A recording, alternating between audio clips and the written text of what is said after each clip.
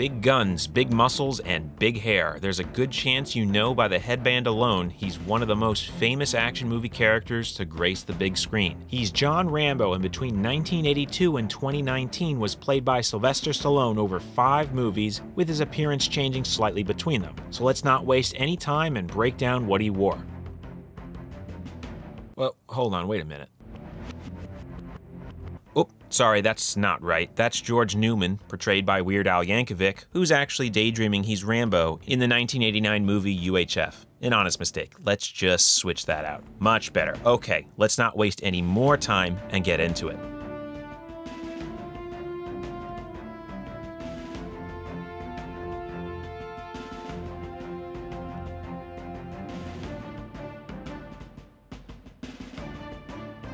Now, when you think of Rambo, more than likely you'll think of a shirtless near super soldier sporting a red bandana, sweet mullet, and an M60 shooting up a bunch of communists of the Vietnamese or Soviet variety. However, there's... Okay, yeah, that's Topper Harley, played by Charlie Sheen from 1993's Hot Shots Part 2.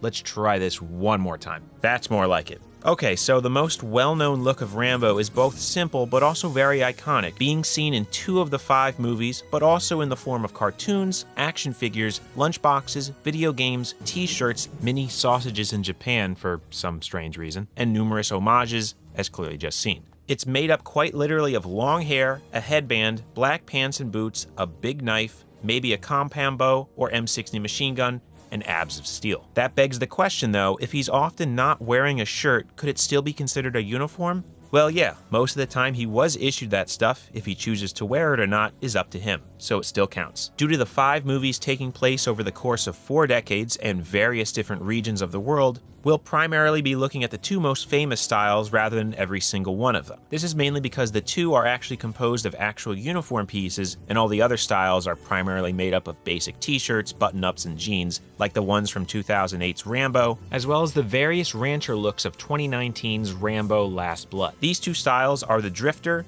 and the action hero everyone's come to know and love, so let's start with the first, as it's more or less where things begin with the original film. Premiering in 1982, the first film, First Blood, based on the 1972 David Morrell book of the same name, tells the story of a wayward nomadic Vietnam veteran who ends up annoying a handful of small-town cops, ultimately resulting in him being the center of a manhunt involving the state police and National Guard. Throughout the movie, his look does change, and by the end, it's closer to his iconic action hero one, but all things considered, the clothing he dons in this one is a lot more grounded. At the start, Rambo is a drifter, going from town to town without much of a purpose, carrying just a knife, sleeping bag, and a few small items. To keep himself warm, he wears a straightforward olive M65 field jacket with a US Army branch tape and wavy American flag patch above the chest pocket. Underneath, he's seen wearing a red raglan sleeve cotton crew neck style sweatshirt, as well as a stone gray tank top underneath that. However, that tank top is actually an inside-out, heavily modified Adidas sweatshirt, which had its sleeves cut off and the neck hole opened up quite a bit.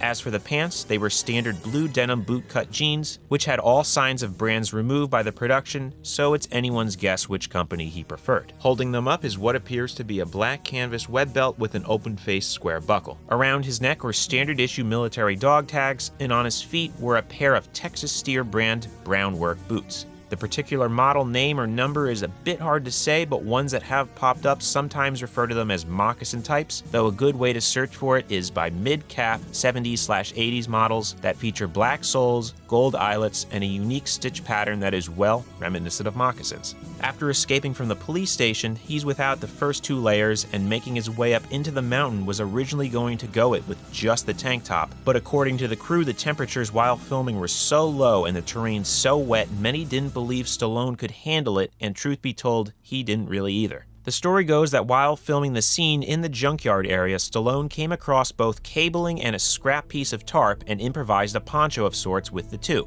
as a way to give himself a little extra layer from the elements. The tarp is just a torn up and tattered brown canvas utility one that was adjusted to be worn by adding a hole for the head. Just remember, at a point, he muddies up his face and adds pine branches to the tarp when ambushing the police pursuing him in the forest. Because they filmed in British Columbia, Canada, chances are good they were from a lodgepole pine tree. Additionally, a scrap piece is cut off and turned into a headband. This drifter look isn't really again seen for another 26 or so years when it's brought back at the end of the fourth film once John returns to America after rescuing some aid workers. It's seen only briefly but is essentially a callback by using the same M65 field jacket minus any patches. Once again, he wears basic blue jeans, but this time a dark brown, almost maroon crew neck t-shirt. The most curious choice with this ensemble though are the boots, which are seen here and throughout most of the movie, which are actually black Adidas Muhammad Ali training boots. Their appearance looks similar to older style combat boots, but feature the familiar 3 stripes synonymous with the brand. Adidas actually has something of a history with the franchise for whatever reason,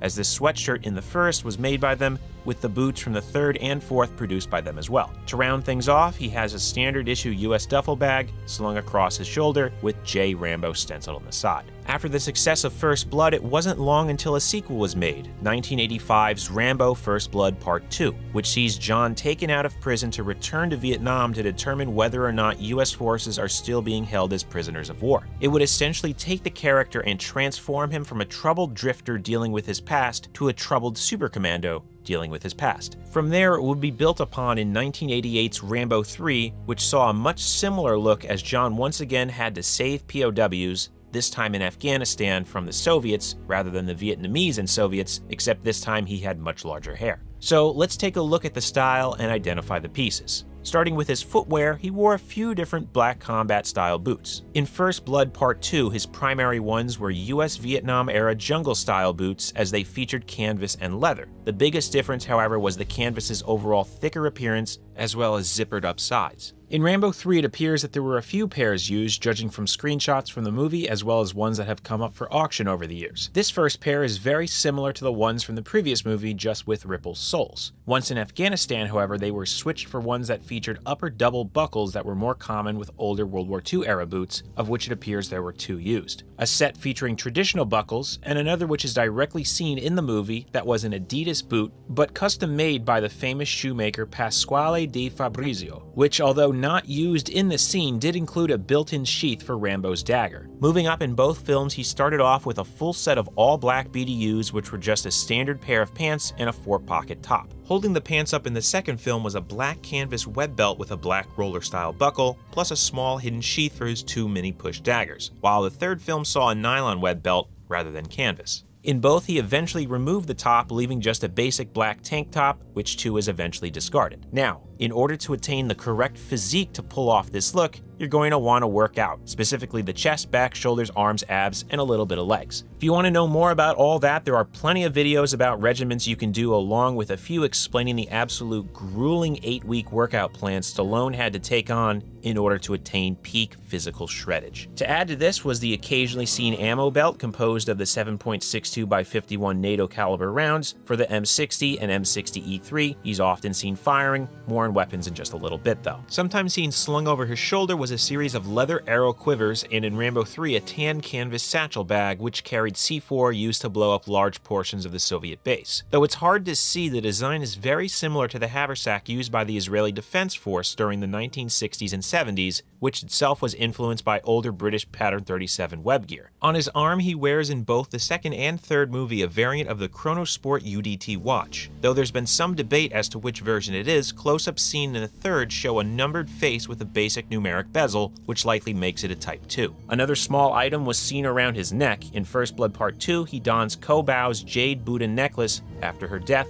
as a way to remember her, which remains with him through the third movie. That brings us to his head and his series of headbands. In the second movie, he starts off with a properly made black cotton one. This is again seen as the primary one in the sequel, but later on cuts a strip of Ko Bao's maroon red dress to use after losing the first. Based on the look of the fabric, coupled with it having to be reinforced during shooting and location supposed to be Vietnam, chances are good the material was a silk of some kind. Because of going back and forth between red and black headbands throughout most of the movies, people always seem to confuse what color was seen when, but the easiest way to remember is black black was sort of an officially issued piece, as he has it as part of his kit at the start, and red always fashioned from another piece of cloth or fabric after the fact. What is known, however, is what's seen around the band, the mullets of ever-increasing size and perm, culminating in the flow you see in Rambo 3, so be sure to adjust accordingly. Finally, that leaves us with the weapons used by him. Throughout the franchise, he's seen using a variety of firearms such as the M16A1, M60 and M60E3 machine guns, Winchester 1893 saddle ring carbine, HK94A3, AKM, AKMS, Remington 870, Benelli M3 Super 90, M72 Law and RPG-7 rocket launchers, AMD 65, M1 Garand, SVD Dragunov sniper rifle, M4A1 carbine, PKM machine gun, and the M1911A1 pistol. That being said though, the two most famous weapons he uses are his various bows and knives. The bows used were mostly from Hoyt Archery, being a custom-made Spectra model in the second film and Pro Vantage model for the third. The exceptions to this were the Martin Cougar II compound bow in the fourth film and Bear Takedown in the fifth. The explosive arrows he used were actually Razorback 4 broadheads, which just had their protective casings painted gold or bronze. As for his survival and mission knives, there were a number of different ones, all designed by Jimmy Lyle, Gil Hibben, or Dietmar Pohl. Here's a quick rundown of all of them. First Blood saw one inspired by Vietnam-era pilot-type survival knives such as the Randall Model 18, boasting a hollow handle, which stored a small survival kit.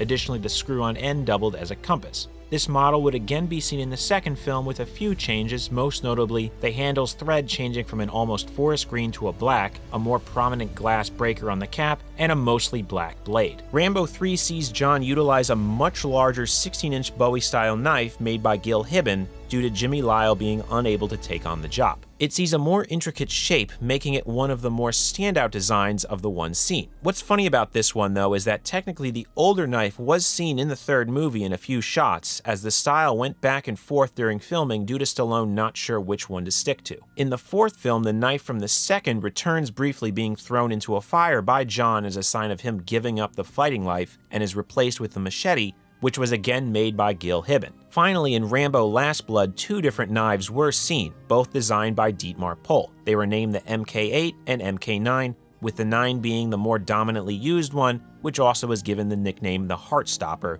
because of a specific scene at the end of the movie. With both of these knives, they took the styles seen in the previous movies and almost melded them together into a sort of sleeker Bowie-style knife. Lastly, it is worth noting that two different boot daggers were seen in the second and third movies, both made by Jimmy Lyle. But with all these mission knives, replicas both for display and actual practical uses can be found by a variety of companies such as Jimmy Lyle, United Cutlery, and even through Sylvester Stallone's official website, so finding them isn't a hard feat at all. But that more or less rounds out the more combat-ready looks of one of the most famous action heroes out there, John Rambo. Hopefully this was a little bit of a fun joke video for April Fool's Day, but also one that was helpful and interesting to those who were genuinely curious about the action-oriented looks of this famous character. If you enjoyed it, perhaps leave a like and subscribe for more Uniforms of the Screen right here on Uniform History. Oh, one last thing, if you're curious, here's a quick breakdown of the UHF and Hot Shots Part 2 looks. George Newman's Rambo is composed of a piece of scrap black cloth for the headband, aviator-style eyeglasses, which were actually just the ones worn by Weird Al, black BDU pants, a black M1956-style canvas pistol belt, as denoted by the older buckle, what appears to be the same style knife used in Rambo 2, judging from its grip shape and color, a triangular-shaped jade-type necklace, and what looks to be standard-issue U.S. military boots for the time, which were boots, combat mildew, and water-resistant direct molded sole. Oh,